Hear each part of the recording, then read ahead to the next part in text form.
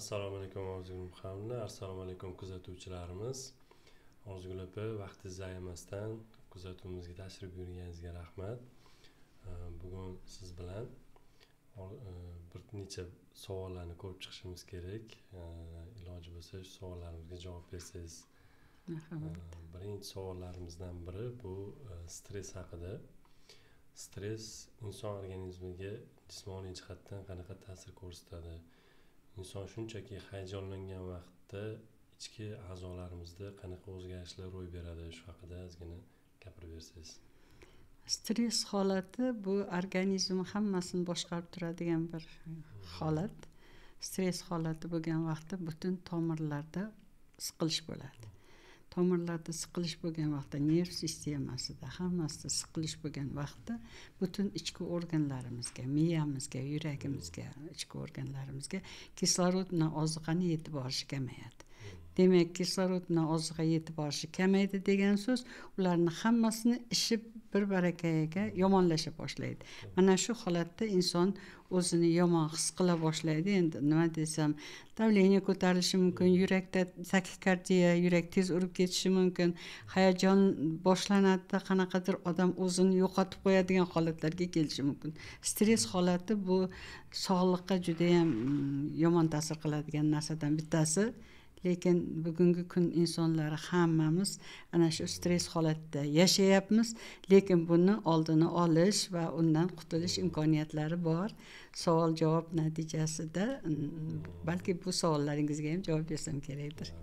Organizmning ifloslanishi, ishlaklanishi bu asabiylik va ruhiyat buzilishiga ta'sir qiladi deb ayta olasizmi? Albatta, bu holat pryamoy to'g'ridan to'g'ri ta'sir qiladi. Chunki organizm ifloslangan vaqtda bu yerda asosan jigar ishdan chiqadi. Jigar ishdan chiqishi hisobiga jigar qonni filtrlab tozalab berish kerak. Tozalangan qon suyuq, normalniy oqib, hamma joyini kislorod bilan oziqa bilan ta'minlash kerak bo'ladi. Endi ifloslangan qon, siz bundoq deb o'ylashingiz mumkin, balchiqqa aylandi degan so'z, qo'yg'ilashib ketdi. U yetib bora olmaydi, chunki organizm uni yetkazib berish uchun juda katta kuchlanish bilan ishlashga to'g'ri keladi. Bu yerda kuchlanish yurakka, buyrakka, butun ichki organlarimizga tushadi-da, qon qanchalik qo'yiqroq bo'ladigan bo'lsa, shunchalik organizmga kislorod oziqani yetib borishi qiyinlashganligi natijasida mana bu har xil kasalliklar kelib chiqadi butun ichki organlarimizda. Aytmoqchisizki, ishlaklangan organizm o'zi shardek bo'lib turibdi. Asabiylashish uni xuddiki nina bilan teshganday bo'ladi. Qo'shimcha, unga yana qo'shimcha katta ta'sir qiladigan narsa bo'ladi. O'zi qon aylanish sekinlashyapti, qo'yg'lashganning hisobiga, endi stress holati yanada siqib qo'yishi hisobiga oziqani borishi kamaygandan keyin bilamiz, mana ishemik kasalliklar deymiz, miyani, yurak. Chunki yurak bilan miya eng kislorod yetishmovchiligi sezuvchan organlar hisoblanadi. Shuning uchun ham eng avvalo biz buni yurakda ish faoliyatida va miyani ish faoliyatida tezroq ko'ra olamiz. O'shaning hisobiga bo'ladi bu narsalar. O'zi o'sha tanamiz zaharlanib turgan paytda tana o'zi zaiflashib turibdi va ruhiy jihatdan ham zaiflashib qolishi degan narsa bormi? Albatta bor. Albatta bor. Chunki tana zaiflashdi degan so'z ruhiyatingizga pryamoy ta'sir qiladi. Shuning natijasida ruhiyatingiz qanchalik tushadigan bo'lsa, ruhiyatning tushishi bu butun organizmga yana ta'sir qiladi. Bu shunday narsaki, ruhiyatsiz tananing o'zini отдельно ko'rib bo'lmaydi, yoki bo'lmasa tanani o'zini ruhiyatdan ajratib ko'rib bo'lmaydi. Hammasi birgalikda bir varakayiga ishlaydigan narsalar. Qanchalik ruhiyatingiz tushkun bo'ladigan bo'lsa, demak tanangizda hammasida o'zgarishlar, kasalliklar paydo bo'lishiga yo'l ochib beradi bular. Endi tanangizdagi hali qonni qo'yiqlashiga, spazm bo'lish holatlari kayfiyatingizni tushishiga, nima deydi, stress holatiga olib kelib keladi. Umuman olganda siz psixosomatika degan narsaga ishonasizmi? U qanchalik to'g'ri va siz tajribangizda nimalar ko'rgansiz shu psixosomatika asosida rivojlangan va rivojlanishi mumkin bo'lgan kasalliklar haqida gapirib bersangiz. Psixosomatika bugungi kunda juda modniy gap bo'ldi, to'g'risi. Bu degan so'z o'zimiz og'zimiz orqali gapirib o'zimizni tanamizga buyruq beramiz. Masalan, shunday bir bizni baxt treningimizda bir nima bor, qiladigan testimiz bor. Limon testi deyiladi. Limon yo'qda, lekin ko'zimizni yumib turib, haligi trenerimiz aytadiki, og'zingizga limon so'ki kiryapti deb, endi buni juda xuddi og'zingizga kirganday qilib aytadi. O'sha vaqtda odamlarda deydigan holatga keladi. Limon yo'q, lekin og'zingiz so'lakka to'lib, xuddi o'sha achchiqni his qilganday bo'lasiz. Bu degan so'z o'zimizni og'zimiz orqali miyamizga buyruq berdik. Miyamiz o'shanga javoban haligi tanada o'zgarishlarni keltirib chiqardi. Hatto bilib turibmiz, ko'rib turibmiz, limon yo'q, lekin tana o'shanga javob berdi. Bor bo'lganday javob berdi. Shuning uchun borib har qanaqangi holatda ham psixosomatika bu bor narsa, ta'sir qilayotgan narsa, undan kechib ketishga hech iloji yo'q, bor. Bu ustida juda ko'p ishlab, biz ayniqsa baxt treningda Orzu Medical kompaniyasi filiallarida har kuni ertalab soat hozir 6:30da boshlanyapti, chunki ulgurishmayapti yetkazib berishga informatsiyani. Boshlangandan уже mana bu eng birinchi uni psixologiyasiga kasal imkoniyati boricha patsientlarimizni psixologiyasini to'g'rilashga harakat qilamiz va har kuni har xil darslar bilan uni psixikasini to'g'rilab, tushkunlik holatdan chiqarib olib, tanani tuzatishga harakat qilyapmiz. Emotsiyalarni o'zida doim tashqariga chiqarmasdan introvert deymiz. Shunaqalarni o'zida emotsiyalarni saqlab yuradiganlar va doimiy charchoq bilan yuradigan insonlarda nima kasalliklarni kuzatishimiz mumkin degan savollar. Endi masalan har qanaqa narsani o'zingizda ushlab turdi degan so'z, har qanaqa holatda masalan adrenalin ishlab chiqariladi organizmda. Adrenalin ishlab chiqqandan keyin agar uni isrof qilmasangiz, ishlatib yubormasangiz, demak u ichki organlarga ta'sir qiladi. Bu eng birinchi ta'sir qiladigani yurakka, miyaga ta'sir qiladi. Mana shuni oqibatda kelib chiqadi stressiy holat, infarkt, insult, yurakda ritmini buzilishi, hammasi mana shu ichkariga olgan natijasida. Endi ba'zi birovlar baqirib, chaqirib shunaqa holatda chiqarib yuboradi, o'tib ketdi bu narsa. Chunki ortiqcha adrenalin chiqib ketdi. Agar o'sha adrenalin ichkarida qolib ketadigan bo'lsa, qon tomirlaringizni siqadi. Yana o'sha kislorodni yetishmovchilik, oziqani yetishmovchiligi, insult, infarkt mana shuni orqasida kelib chiqadi. Shuning uchun har doim ham nima bo'lgan taqdirda ham inson o'zini ichida ushlab turish kerak emas, uni bo'shatish kerak. Qo'yib yuborish kerak har qanaqa narsani. Boriga shukr qilishni o'rganishimiz kerak. Biz ham mana bu Orzu Medical klinikalar tarmog'ida har bir kelgan bemorimizga boriga shukr qilishni. Ko'zing ko'rib turganiga shukr qil, qancha odam ko'zsiz yotibdi. Oyog'ing yurib turganiga shukr qil degan gaplarni qayta aytib, ularni ruhan ko'tarishga, boriga shukr qilishga o'rgatamiz. Mana bunday vaqtda haligi bo'lgan stress holati, haligi ichingizda saqlamasdan, bu bor narsa, bugun bor, ertaga o'tib ketadi bu narsani hammasi. O'shani yo'q qilishga harakat qilamizda, bugungi kun uchun shukronalikni o'rgatamiz.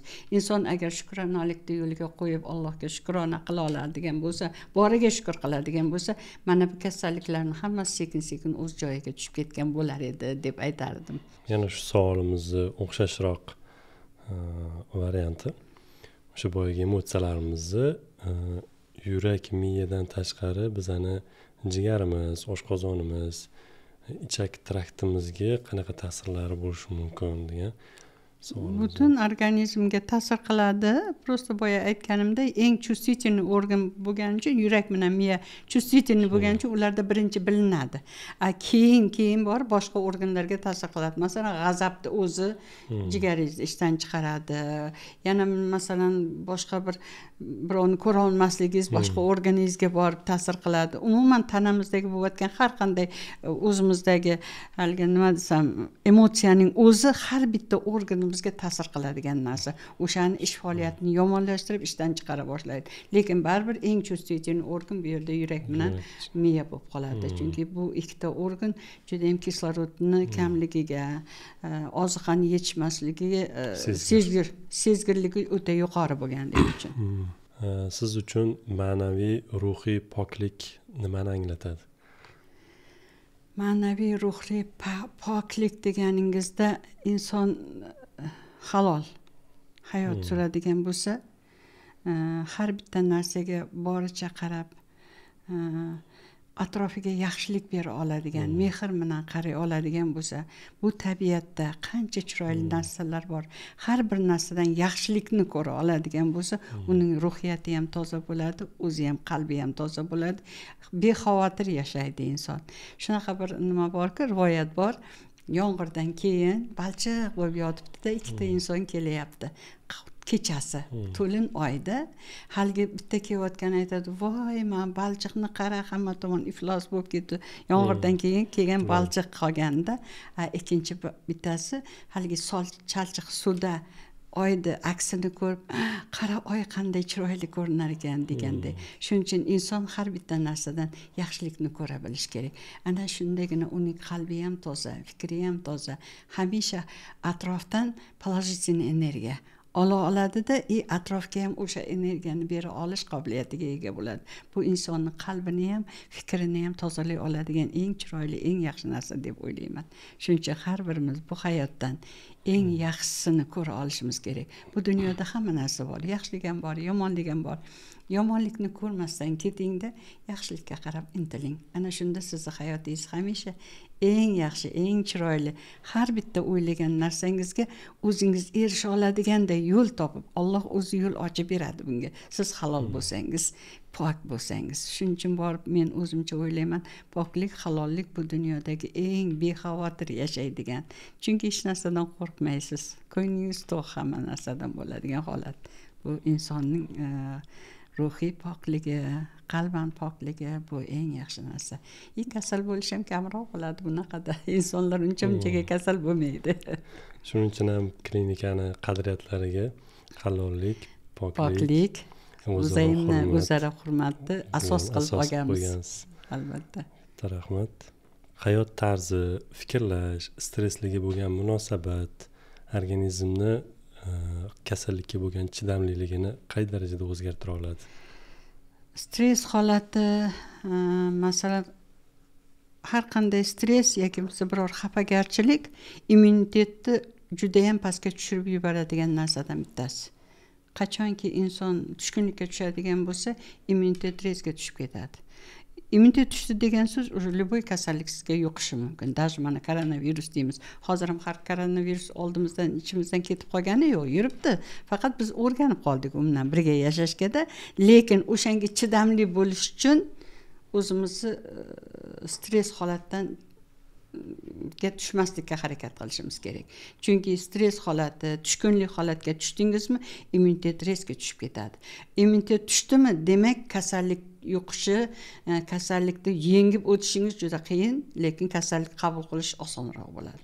Bitta narsa bir nima aytishim mumkin, bitta misol, bo'lgan misolda aytishim mumkin. Klinikada emas, bu boshqa yaqin joylarda odamlar, tanish odamlarimda bo'lgan. Ikkita bolasi bor, ikkita yigitni ayol endi turmush qurgan. Uni xronический nimasi bor edi, gepatit.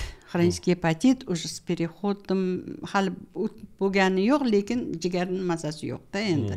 Lekin u qanaqa yashayotgan bo'lsa, shunaqa yuribdi. Kola ham ichayapti, boshqasi. Chunki yoshlarda endi hozir bilasiz qanaqa pala-partish ovqatlanadi, yuradi. Yaxshi, baxtli yashayotgan. Shunday bo'ldiki, onaga yoqmadi kelin, chiqazib yubordi-da, ajrashishga to'g'ri keldi. Bola shunchalik tushkunlikka tushdi, ko'p o'tmasdan olamdan o'tdi. Boshqa yo'l bilan uni qancha ukol dorilar, qancha olib bormagan joy qolmadi, lekin o'sha tushkunlikning o'zi boyagi prosesni tezlashtirib bola o'tib qoldi. Yoshgina yigit, 35 yoshdagi yigit o'tib ketdi. Chunki mana shu tushkunlikning o'zi kasallikning rivojlanishiga juda katta yo'l ochib beradigan narsa. Shuning uchun borib iloji boricha tushkunlikdan tushish uchun qiladigan hali savollaringiz bo'lsa kerak, buni ham yo'llarini aytib beramiz, конечно. Shifokor sifatida siz qaysi g'ayrioddiy usullarni stressga qarshi foydaliroq deb o'ylaysiz? Meditatsiyanimi, shukronaliknimi, nafas mashqlarinimi yoki umumiy hammasini birdan tafsil hammasi bu yerda har bittasini o'zini o'rni bor. Masalan, tushkun holatga birdaniga, masalan, tushkun holatga keldingiz, endi faqat siz u yerdan boshqa narsa qilaman deguncha eng birinchi qilishingiz kerak bo'lgan narsa tinchgina. Agar tabiat qo'yinida bo'lsangiz, undan ham yaxshi. Agar tabiat qo'yinida bo'lmaydigan bo'lsangiz, xonani ichiga tinchgina xonani ichiga kirib, qo'llaringizni osmonga ko'tarib, chuqur nafas olib, ko'zlaringizni yumib, asablaringizni bo'shashtirib, o'zingiz bo'shashtirishingiz mumkin. Bo'shashib, ikkita qo'lingizni pastga qarab tushirib, shalviratib, nafasni oxirigacha chiqarib bo'shashgan vaqtingizda sekin asta nerv sistema uspokoyиться qila boshlaydi, tinchlana boshlaydi. Qachonki nerv sistema tinchlana boshlaydigan bo'lsa, o'sha organizm o'zini o'zi восстановить qilishga boshlaydi. Organizmni Alloh juda aqlli qilib yaratgan. Biz faqat unga yordam berishimiz kerak. Boshqa narsalar mana so'rayapsiz, har tomonlama. Hammasi savokupniy bo'lish kerak. Bitta narsani o'zi. Просто men hozirgi tajribani aytayotganim, hozirgi holatdan chiqish uchun qilinadigan narsa. Chuqur nafas olib, nafas chiqarib, bo'shashib, расслабиться qilib, bo'shashib o'tiradigan bo'lsangiz, o'zingizni meditatsiya deymiz endi bundoq o'zingizni bo'shashib, agar bir sokin muzika bo'lsa, musiqani qo'yib sekin o'tiradigan bo'lsangiz, asab sistemasi sekinlashadi. Qachonki asab sistemasi uspokoyиться qiladigan bo'lsa, butun organlar, har bitta organning o'zining tabiiy tebranishi bor. Har bitta a'zomizda. O'sha tebranishlar joyiga tusha boshlaydi. Siz stress holatda turganingizda, hali раздраженный bo'lib turganingizda, shunaqangi xaos bo'ladi organizm ichida.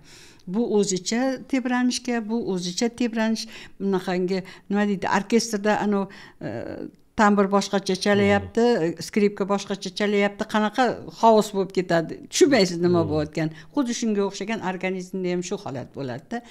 Qachonki siz bo'shashib, o'zingizni tashlasangiz, ana bu как будто dirijor bilan muzika ohangi chiqqanday organizm hammasi o'zini normalniy tebranishini oladi.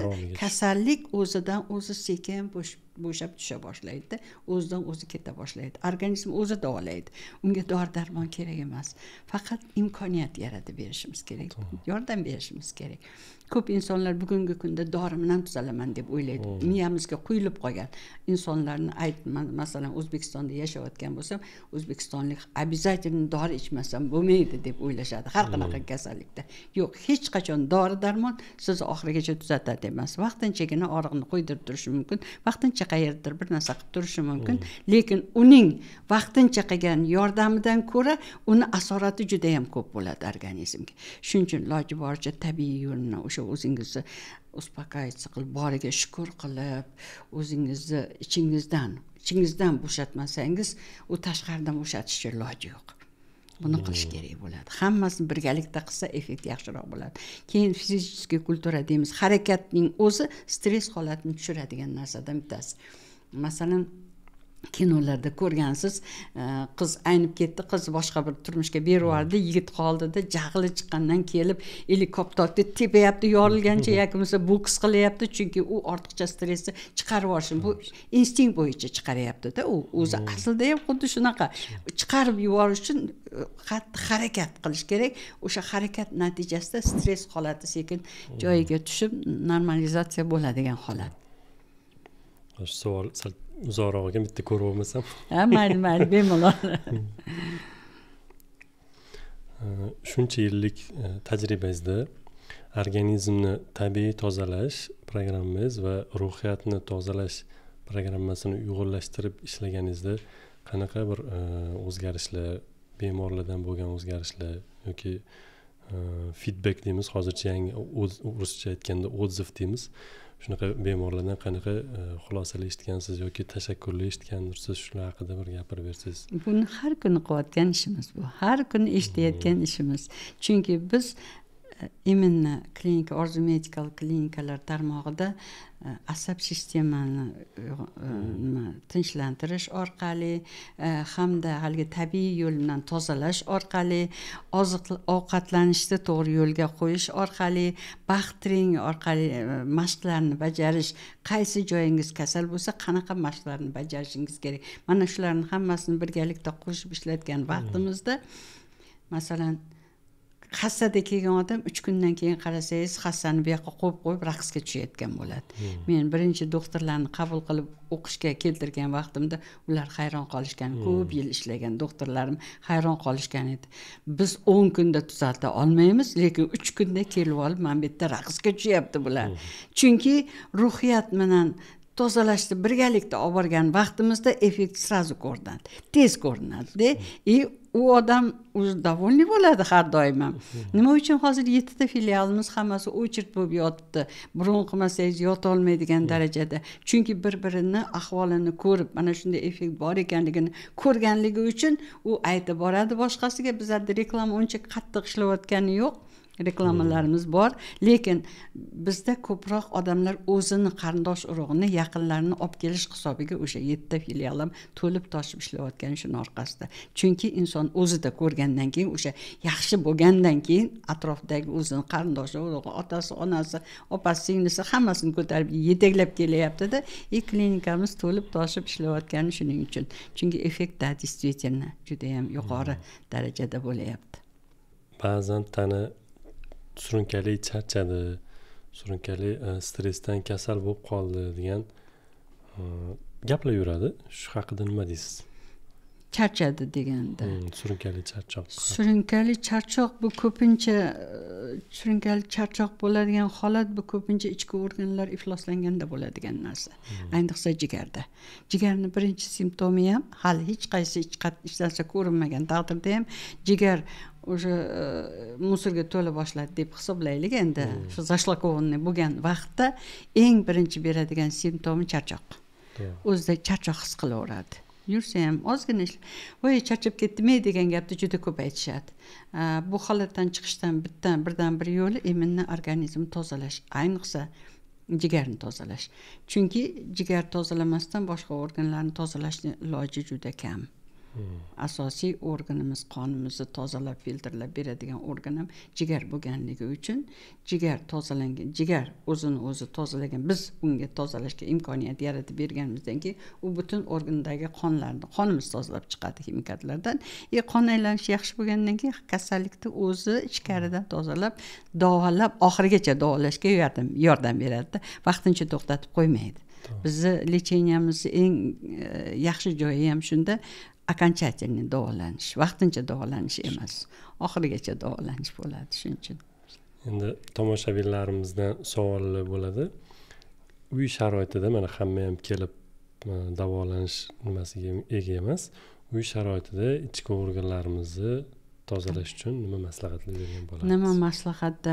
Albatta, bunga biz immuniy mana shu kasalliklar bo'yicha, organizmni tozalash bo'yicha biz seriya kitoblar chiqaryapmiz hozir. Mana jigarda yozib bitirdik hozir, yurakda ham bitirib, yurak xastaligida qanaqa muolajalar qilish kerakligini ham bitirdik. Oshqozon-ichak sistemasi haqida bitirdik. Chunki uy sharoitida qiladigan bo'lsangiz, eng birinchi qiladigan ishingiz ichaklarni tozalash. Ichaklarni tozalash, klizma, oddiygina yo'l bilan klizmani любой joyda tozalash mumkin. Undan keyin borib, iloji boricha birinchi kelganda polni bizada yotib 10 kun programmani o'tib ketgani yaxshiroq.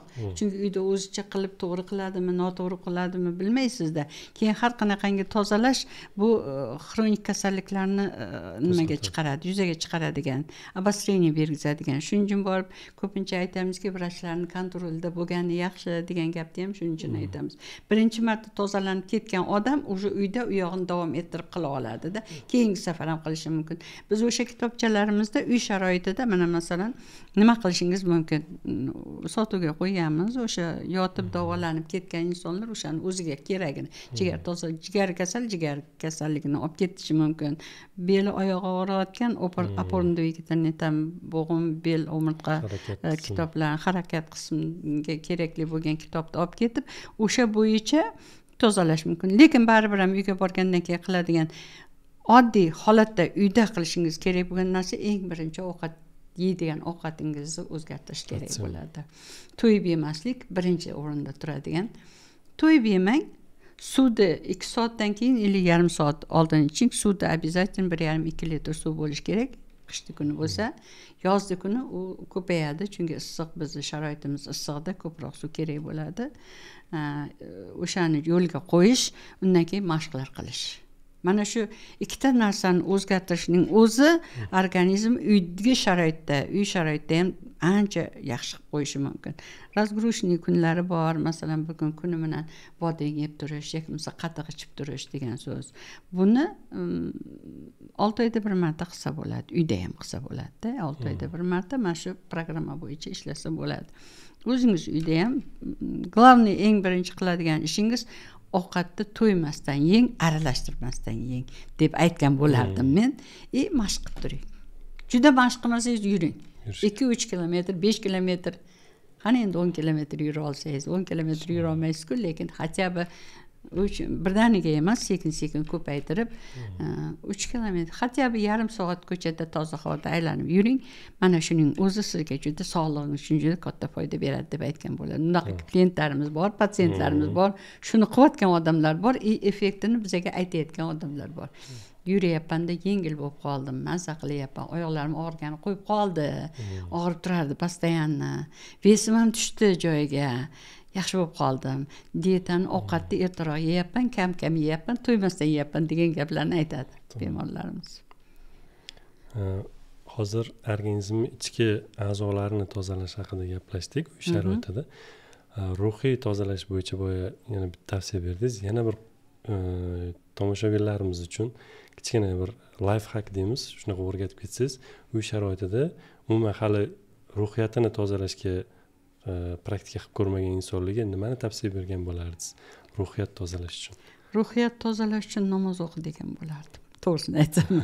Chunki ruhiyatni tozalaydigan eng yaxshi narsadan bittasi iminni boriga shukrona qilib, Allohga shukr deymiz-ku, endi o'sha namoz o'qigan vaqtda bir necha marta yotib turib, 5 kuniga 5 mahal yotib turib, harakat qilib, boriga shukr qilib, Allohning oldida sajda qilib, menga ber shu sog'lik ber deganda o'zingizga tilaydigan tilagingizni ayta olasiz-ku.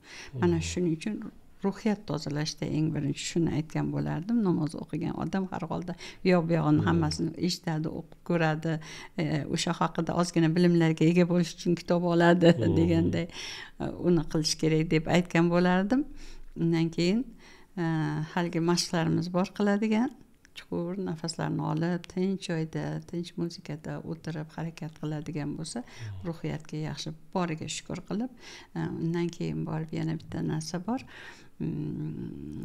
Anaqa qilishga, ruhiyat tozalash uchun agar mabodo imkoniyatingiz bo'lsa bir yoqqa chiqib ketadigan, bu joydan boshqa yoqqa keting, bir haftami 10 kunga sayohatga keting, juda bo'lmasa mehmonga keting, agar imkoniyat bo'lsa-da, shunaqa qarindosh urug'larni aylanib chiqing.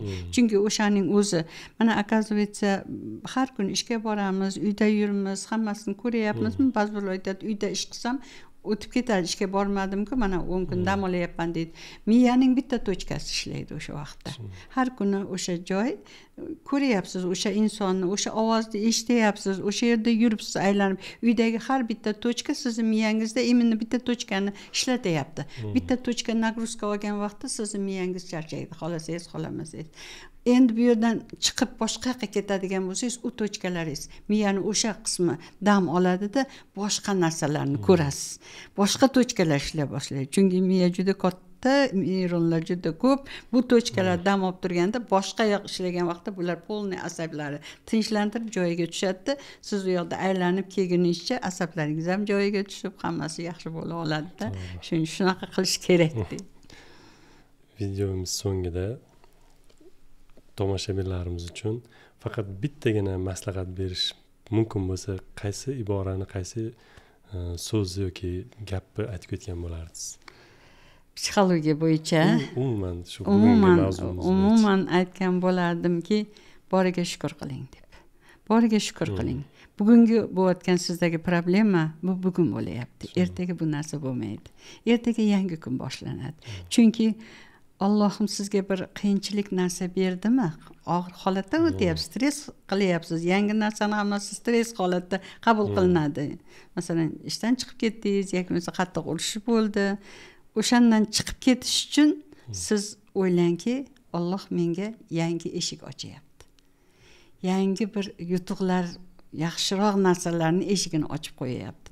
Shuning uchun buguniga boriga shukr qilingda, ertangi kunga sabr qilib kuting ozgina. Sabr qiling ozgina. Shukr qiling, sabr qiling. Bo'ldi. Ertaga undan ham bugungidan yaxshiroq narsa sizga Allohning sovg'asi turibdi deb aytgan bo'lardim. Katta rahmat Orzugul opa, vaqtingiz uchun. Tomoshabinlarimizga ham rahmat. Agar videomiz yoqqan bo'lsa, bizani qo'llab-quvvatlash uchun albatta kanalimizga obuna bo'lishsin. Qo'llab-quvvatlash uchun like tugmasini albatta bosib qo'yishsin. Shu ma'lumotlar kimgadir qiziq bo'ladigan bo'lsa, tanishlariga ulashib qo'yishsin. Keyingi ko'rsatuvlarimizni sizni kutib qolamiz. Kattakon rahmat. Rahmat, salomat bo'ling.